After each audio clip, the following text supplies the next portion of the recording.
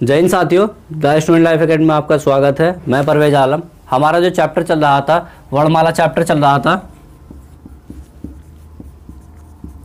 और इस चैप्टर को हमने ख़त्म करने के लिए मिनिमम 6 क्लासें कंप्लीट कर ली हैं। अब जो हमारा चैप्टर है वो इसका प्रैक्टिस लगानी बाकी रह गई है। प्रैक्टिस सेट हम करेंगे मिनिमम, कम से कम हम 100 से 150 के समथिंग में क्वेश्चंस करेंगे। आज की जो वीडियो होगी हमारी, सबसे पहले हम 30 क्वेश्चन को लेकर चलेंगे। पहले हम क्या करेंगे, 30 क्वेश्चन स्टार्ट करेंगे। और पहला क्वेश्चन आपकी स्क्रीन पर ये रहा, वर्णमाला। ठीक है, ये चैप्टर हमारा चल रहा है वर्णमाला, और इसी के अंतर्गत हम करेंगे पहला जो क्वेश्चन है, भाषा की सबसे छोटी इकाई। भाषा की सबसे छोटी इकाई, इसके 4 ऑप्शन आपको दे रखे हैं। शब्द दे रखा है, दूसरा व्यंजन है, और तीसरा स्वर है, और चौथा हमारा वर्ण है। तो आप बताइए इनमें से कौन सा सही होगा, जल्दी बताइए। कमेंट के माध्यम से बता सकते हैं या टोटल अपना स्कोर बता सकते हैं। इसका आंसर जो है, पहले क्वेश्चन का आंसर जो है हमारा आंसर है वो है डी। यह आपका क्वेश्चन हो गया। दूसरा क्वेश्चन ये रहा आपकी स्क्रीन के सामने कि हिंदी वर्णमाला में वर्णों की संख्या कितनी होती है। हिंदी वर्णमाला में वर्णों की संख्या कितनी होती है। तो इसका क्वेश्चन सेकंड है, और सेकंड का जो आंसर है बताइए आप क्या है। सेकंड का आंसर हमारा 3 है। 3 मतलब सी है। तो इस तरीके से आपने 2 क्वेश्चन किए। और आपके नेक्स्ट क्वेश्चन हमारा, क्योंकि मुझे यहाँ पर देखना पड़ रहा है, क्योंकि मेरे सामने किताब रखी है, क्योंकि मेरे पास स्लाइड का सिस्टम नहीं है, तो यहाँ पर इस तरीके से मैनेज करना पड़ रहा है। तो आपको यहाँ पर एक स्लाइड दिखेगी, और मैं यहाँ से पढ़कर आपको कौन सा का आंसर बताऊँगा। तीसरा क्वेश्चन हमारा ये रहा, हिंदी वर्णमाला में स्वरों की संख्या कितनी होती है। हिंदी वर्णमाला में स्वरों की संख्या कितनी होती है, आपको ये बताना है। ये क्वेश्चन आपकी स्क्रीन पर है। 10, बी में 11, और सी में 12, और डी में 13, इस तरीके से। तो आपने 3 क्वेश्चन कंप्लीट कर लिए हैं इस तरीके से। फिर 4th क्वेश्चन है, मौखिक स्वरों की संख्या। मौखिक स्वरों की संख्या कितनी होती है। मौखिक स्वरों की संख्या आपकी स्क्रीन पर ये दिख रहा है, 10, 11, 12, 14। तो हमारा जो इसका राइट आंसर होगा क्वेश्चन 4 का, वो होगा बी। क्या होगा, बी होगा। इस तरीके से हमने 4 क्वेश्चन कंप्लीट कर लिए हैं। और 5वां क्वेश्चन ये रहा, लिखित स्वरों की संख्या कितनी होती है। लिखित स्वरों की संख्या कितनी होती है। इसका राइट आंसर आपकी स्क्रीन पर बताइए कि 10, 11, 12 या 13, इनमें से क्या आंसर है बताइए। ये हमारा 5 का जो है डी है। 5 का डी है। इस तरीके से हम क्वेश्चन करते जा रहे हैं। और इसके बाद हमारा 6th क्वेश्चन है। 6th क्वेश्चन में यह है, हिंदी में कुल स्वरों की संख्या कितनी है। हिंदी में कुल स्वरों की संख्या कितनी है। 10, 11, 12, 13। तो हिंदी में कुल स्वरों की संख्या जो होती है हमारी टोटल, वो कितनी होती है, डी, मतलब 13 होती है। कितनी होती है, 13 होती है। कुल स्वरों की संख्या पूछी जाए। ठीक, इस तरीके से 7 क्वेश्चन ये रहा कि हिंदी में मूल स्वरों की संख्या कितनी है। अब यहाँ पर पूछा गया कि मूल स्वरों की, और पहले पूछा गया था कुल स्वर। तो इन दोनों में से बताइए। पहला जो आंसर वो है ऑप्शन बी, ए में है 10, बी में है 11, और सी में 13, और डी में 4। तो बताइए 6 का क्या आंसर होगा। तो मूल स्वर की बात करी जाए तो मूल स्वर हमारे टोटल कितने होते हैं, 4 होते हैं। तो क्वेश्चन 7 का आंसर जो है डी है, क्योंकि इसमें मूल स्वर के बारे में बताया जा रहा है। क्वेश्चन 8, हर्ष स्वरों की संख्या कितनी है। हर्ष स्वरों की संख्या कितनी है, इस तरीके से पूछा जा रहा है। तो हर्ष स्वर की संख्या है, बताइए कितनी है। हर्ष स्वर की संख्या जो है वो है, अभी जो बताया था आपको, वही इसका 8 का 4 है। ठीक है, मतलब हर्ष स्वर की संख्या भी 4 होती है। तो इसका आंसर जो है हमारा क्या है, बी है। क्या है, बी है। तो 8 क्वेश्चन हो गए कंप्लीट। 9 क्वेश्चन। ठीक है, हिंदी में दीर्घ स्वरों की संख्या कितनी होती है। हिंदी में दीर्घ स्वरों की संख्या कितनी होती है। तो इसका आंसर जो होगा हमारा 9 का, वो होगा बी, मतलब 7 होते हैं। ठीक है, 9 में बी में इसका होगा आंसर। ठीक है, 7 होते हैं। इस तरीके से हमने 9 क्वेश्चन कंप्लीट कर लिए हैं। और उसके बाद 10 क्वेश्चन, ये मूल दीर्घ स्वरों की संख्या। मूल दीर्घ स्वरों की संख्या कितनी होती है। तो इसका आंसर बताइए, 7, 4, 3, 11। इनमें से बताइए जल्दी से कौन सा है।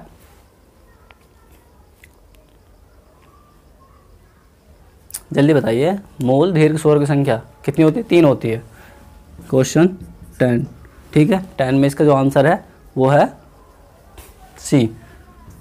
सी इसका आंसर। तो इस तरीके से हमने 10 क्वेश्चन कंप्लीट कर लिए, क्योंकि आपकी स्क्रीन पर यहाँ पर क्वेश्चन आ रहे होंगे। इसके बाद 11 है हमारा संयुक्त स्वरों की संख्या। संयुक्त स्वरों की संख्या कितनी होती है? संयुक्त स्वरों की संख्या जो होती है वो होती है 4। क्वेश्चन 11, क्वेश्चन 12, क्वेश्चन 13,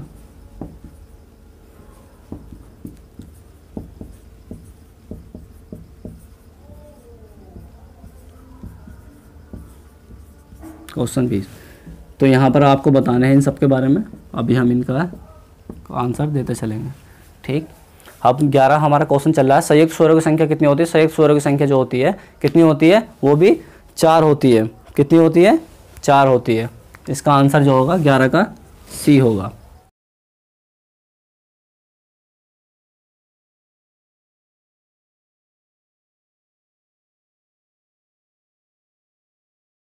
जल्दी बताइए इसका क्या आंसर है? 12 का क्या आंसर है? 12 का आंसर मुखाकृति के आधार पर, इसके बताया था मैंने, एक वीडियो बनाई थी उसमें देख लेना आप। इसके जो है आंसर 12 का वो है डी, क्योंकि इसके 4 भेद होते हैं मुखाकृति के आधार पर, 4 भेद होते हैं इसके। नहीं 12 का आंसर जो है सी है। क्या है? सी है। और इसी तरीके से हमारा 13वां क्वेश्चन जो है, 13वां क्वेश्चन है जीवा की आकृति के आधार पर स्वर के भेद।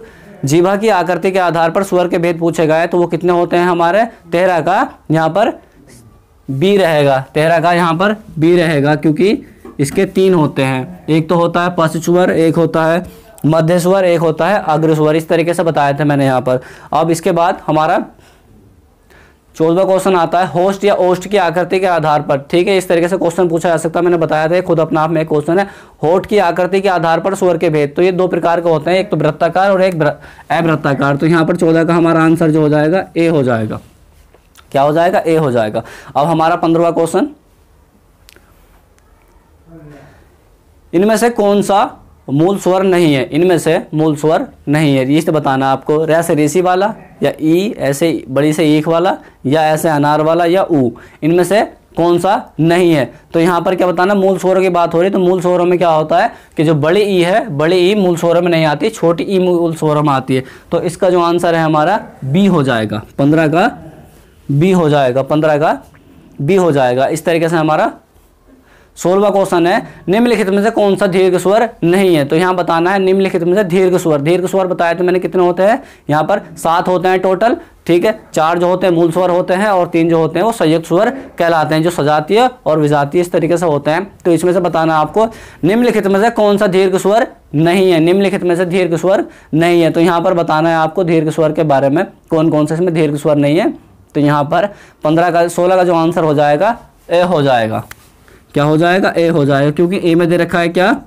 ये दे रखा है विसर्ग वाला एस है। ठीक है, तो ये हो जाएगा, क्योंकि ये मूल स्वर वो दीर्घ स्वर नहीं है। तो यहाँ पर 16 का आंसर ए हो जाएगा।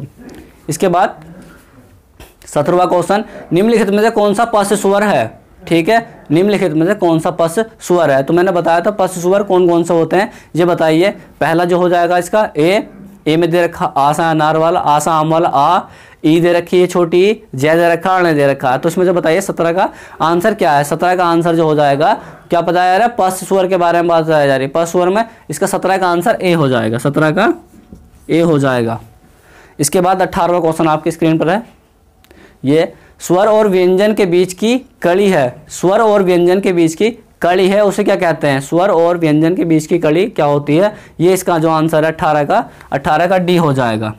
18 का डी हो जाएगा, जिसे कहते हैं आयोगवाह। आयोगवाह, मैंने आयोगवाह के ऊपर एक पूरी वीडियो बना रखी, वो भी आप जाके देख सकते हैं। इसके बाद जो 19वां क्वेश्चन है, 19वां क्वेश्चन है निम्नलिखित में से कौन सा आयोगवाह है? निम्नलिखित में से कौन सा आयोगवाह है? पहला है विसर्ग, दूसरा है महाप्राण, तीसरा है संयुक्त व्यंजन और फोर्थ जो है अल्प प्राण। तो बताइए निम्नलिखित में से कौन सा आयोगवाह है? तो 19 का जो आंसर हो जाएगा वो हो जाएगा ए, क्योंकि विसर्ग ही आयोगवाह के अंतर्गत आते हैं। विसर्ग ही आयोगवाह के अंतर्गत आते हैं।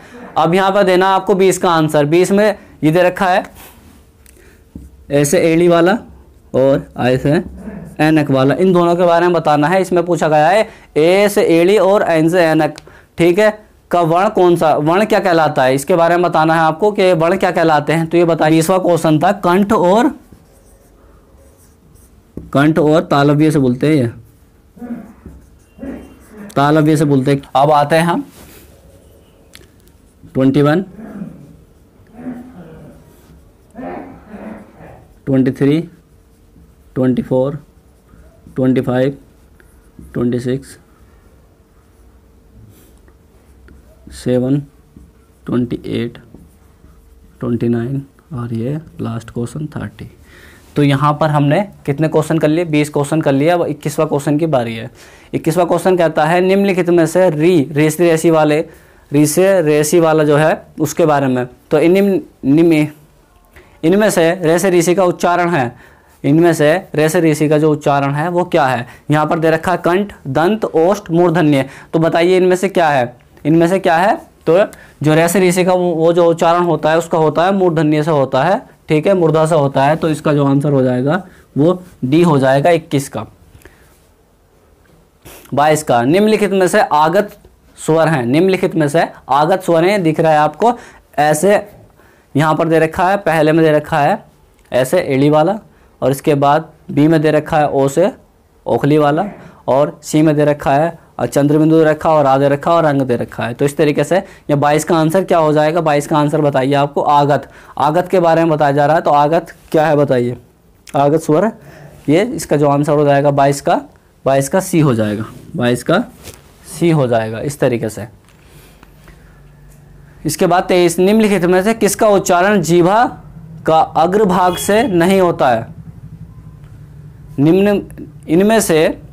इनमें से किसका उच्चारण जीभा के अग्रभाग से नहीं होता? मतलब जीभ जो होती है वो जीभ का जो अगला वाला हिस्सा होता है, ये वाला हिस्सा होता है, इससे इसका उच्चारण नहीं होता है। तो यहाँ पर दे रखे हैं 4 ऑप्शन, इन 4 ऑप्शन में से बताइए कि कौन सा इसमें से सही है। तो इसमें से जीभ की जो अपना अगले जो हिस्सा होता है उससे साथ इसका उच्चारण करते हैं। तो 23 का आंसर जो हो जाएगा वो 23 का आंसर हो जाएगा डी, 23 का आंसर डी हो जाएगा। 24 दे रखा है निम्न में से कंठ और ओष्ठ से उच्चारित होने वाले वर्ण, ये कंठ और ओष्ठ से होने वाले उच्चारित वर्ण के बारे में बताना है आपको। तो यहाँ पर कौन कौन से हैं? यहाँ पर जो इसका 24 है, 24 का आंसर बी हो जाएगा, 24 का आंसर बी हो जाएगा। इसके बाद 25वां क्वेश्चन, इसमें दे रखा है ओम किस स्वर का उच्चारण है? ओम किस स्वर का उच्चारण है? यहाँ पर हर्ष स्वर दे रखा, दीर्घ दे रखा, प्लुप्त दे रखा। तो आप सभी जानते हैं कि दीर्घ स्वर में क्या लगा? 2 मात्रा का समय लगता है। जिस शब्द का, जिस वर्ण का उच्चारण करते हो 3 मात्रा का समय लगता हो या अधिक उच्चारण हो तो क्या कहलाता है? प्लुप्त स्वर कहलाता है। तो प्लुप्त स्वर इसमें क्या है? सी है। इसमें सिर्फ 3 ही ऑप्शन दे रखे हैं मैंने। इसके बाद 26वां में क्या रखा है? निम्न में से अर्धचंद्र वाला शब्द कहलाता है, अर्धचंद्र वाला शब्द कहलाता है। तो इसमें से बताइए कौन सा अर्धचंद्र वाला शब्द है? 26 का आंसर बताइए जल्दी से। 26 का आंसर जो है ए है, 26 का आंसर ए है, 26 का आंसर ए है, जो कि डॉक्टर है। डॉक्टर जो ये वाला जिसमें लगाते हैं, इसमें अर्धचंद्र शब्द का प्रयोग किया गया है। इसके बाद 27वां कहता है कौन सा स्वर नहीं है? कौन सा स्वर नहीं है? तो इसमें तो बहुत आसान क्वेश्चन हो गया, ये तो डी है, क्योंकि ब स्वर नहीं है, व्यंजन है। इसके बाद 28वां क्वेश्चन, 28वां कहता है वर्णमाला किसे कहते हैं? वर्णमाला किसे कहते हैं? ये आप सभी जानते हैं, वर्णों के व्यवस्थित समूह को कहते हैं, वर्णमाला कहते हैं, डी इसका 28 का आंसर हो जाएगा। इसके बाद 29वां, निम्न का उच्चारण कौन करता है? उच्चारण स्थान कौन सा है? मतलब क्या कहा जा रहा है? निम्न में से ओ का उच्चारण स्थान कौन सा है? निम्न में से ओ का उच्चारण स्थान कौन सा है? तो यहाँ पर दे रखा है इसमें दंत, मूर्धा, ओष्ठ, कंठ, ओष्ठ। तो बताइए 29 और 29 का आंसर क्या हो जाएगा? कंठ और ओष्ठ। इसका आंसर हो जाएगा डी। क्या हो जाएगा? डी। अभी लास्ट क्वेश्चन है स्वर ध्वनि किस प्रकार की है? स्वर ध्वनि किस प्रकार की? तो इसका आंसर डी, सभी प्रकार की है, ठीक है। हर्ष भी है, दीर्घ भी है, प्लुप्त भी है। इस तरीके से हमने प्रैक्टिस सेट कंप्लीट कर लिया है। नेक्स्ट वीडियो जो होगी हमारी वो भी किसके लिए होगी? 30 क्वेश्चन फिर होंगे प्रैक्टिस के लिए आपकी, और यही आप मुझे अपना कमेंट करके बता दीजिए कि आपके कितने आए। और जो मेरी वीडियो है उन सब में ये क्वेश्चन 100% मैंने पढ़ाए हैं, और आप जाकर देख सकते हैं, हर वीडियो में ये क्वेश्चन मिलेंगे, ये मेरा दावा है आपसे।